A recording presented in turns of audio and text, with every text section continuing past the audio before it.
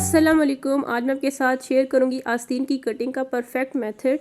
आस्तीन की कटिंग में एक तो ये होता है कि अक्सर शेप हमसे सही नहीं बन पाती या फिर हमारी आस्तीन जोड़ते वक्त छोटी बड़ी हो जाती है जो हम उसको शर्ट के साथ जोड़ते हैं। तो दोनों मसले आपकी इस छोटी सी वीडियो में सॉल्व हो जाएंगे, तो वीडियो को एंड तक लाजमी देखिएगा। अब आस्तीन की कटिंग के लिए आपको कंधे की यानी कि आर्म होल की मेजरमेंट चाहिए। ठीक है, यहाँ पे मैं मीडियम साइज़ का मैंने कंधे की मार्किंग की हुई है 7.5 इंचेस पे। जो सीधी लाइन हम ड्रॉ करते हैं इसका नाप आपको चाहिए। अब स्मॉल साइज़ में 6.5 से 7 इंचेस तक हम ये सीधी लाइन ड्रॉ करते हैं। मीडियम साइज़ में हम इसको 7.5 इंचेस पे, और इसके बाद लार्ज साइज़ में 8 इंचेस पे, और इसके बाद हमारे पास एक्सेल में आ जाएगा 8.2 से 8.5 इंचेस, और डबल एक्सेल में हम 8.5 से 9 इंचेस तक की सीधी लाइन ड्रॉ करते हैं। तो यहाँ पे मैं मीडियम साइज़ बना रही हूँ, तो उसी के मुताबिक मैंने यहाँ पे कंधे की कटिंग की 7.5 इंचेस पे सीधी लाइन ड्रॉ करके इस तरह से आपने कंधे की कटिंग कर लेनी। तो आपको सिर्फ कंधे की कटिंग से यही नाप चाहिए, 7.5 इंचेस आस्तीन की कटिंग का। अब यहाँ से नाप आपने ले लिया कि कितना हमने कंधे की सीधी लाइन को ड्रॉ किया है। तो यहाँ पे मैंने मीडियम साइज़ में 7.5 इंचेस को ड्रॉ किया है। इसका काम बस यहीं तक था। अब हम चलते हैं आस्तीन की कटिंग, जो कि हमारा मेन टॉपिक है। आस्तीन के लिए फैब्रिक ले लेना, उसको प्रेस कर लेना है। अब जितना आपके पास आएगा आर्म होल का नाप 7.5 इंचेस था मेरे पास, तो उस पर मैं 1.5 इंच यानी कि 1.5 इंचेस ऐड कर लूँगी। तो मेरे पास आ जाएगा 9 इंचेस। जितना आपके पास आर्म होल होगा उसमें आपने 1.5 इंचेस ऐड करके इस तरह से मार्क कर लेना है, और फैब्रिक को डबल फोल्ड कर लेना है इस तरह से।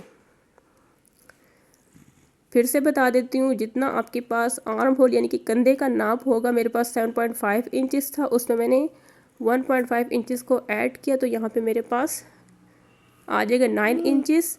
9 इंचेस पे मार्क करके मैंने इस तरह से डबल फोल्डेड फैब्रिक अलहदा कर लिया। अब फैब्रिक की सीधी साइड अंदर की तरफ है, बाहर आपने उल्टी साइड रखनी है इसकी।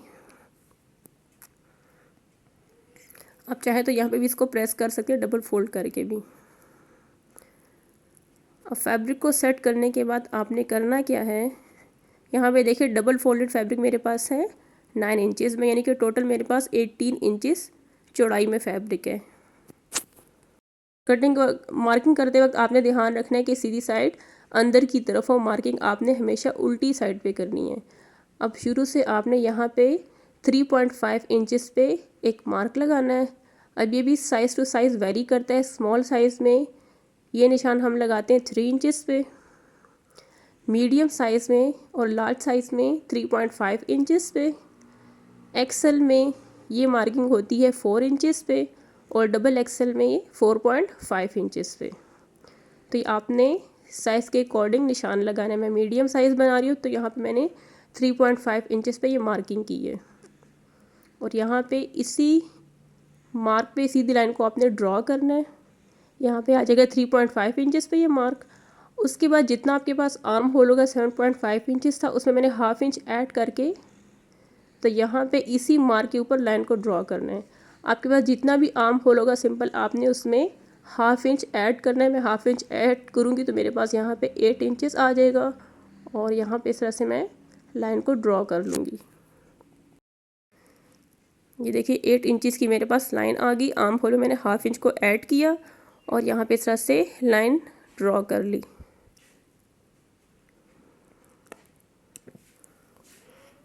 अब इसके बाद इस पॉइंट से ऊपर तक इस तरह से तिरछी लाइन ड्रॉ करनी है। ये देखें इस तरह से। इसके बाद इसी लाइन का आपने हाफ ले लेना है।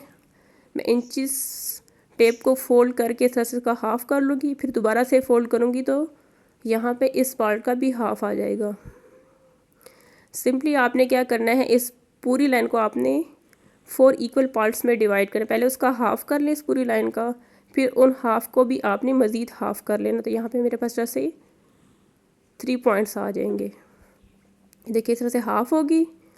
इसको फिर से 4 फोल्ड किया तो उसका भी हाफ आ जाएगा। यहाँ पे देखिए इस तरह से इसको मैंने डिवाइड कर लिया है।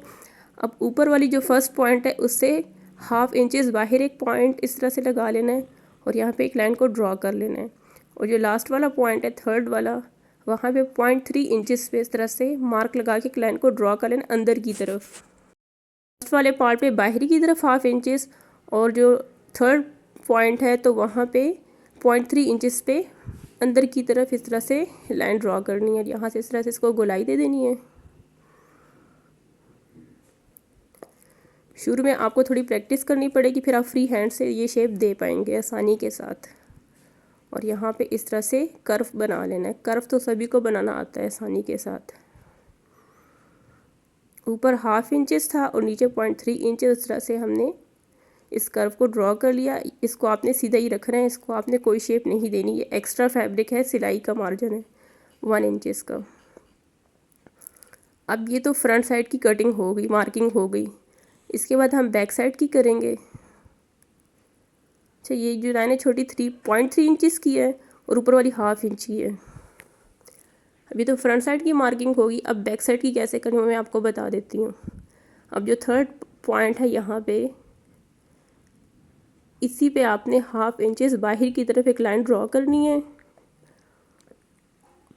और इस पॉइंट से इस तरह से इसको गोलाई में शेप देनी है इस पॉइंट तक। तो ये हमारे पास बैक साइड की मार्किंग हो जाएंगी आस्तीन की। यहाँ से जितने आप इसको आगे से शेप देना चाहें दे दें। फर्स्ट जो लाइन है वो सिलाई की है, सेकंड कटिंग की है। तो ये देखिए मार्किंग होगी। अब पहले हम बैक साइड की कटिंग कर लेंगे।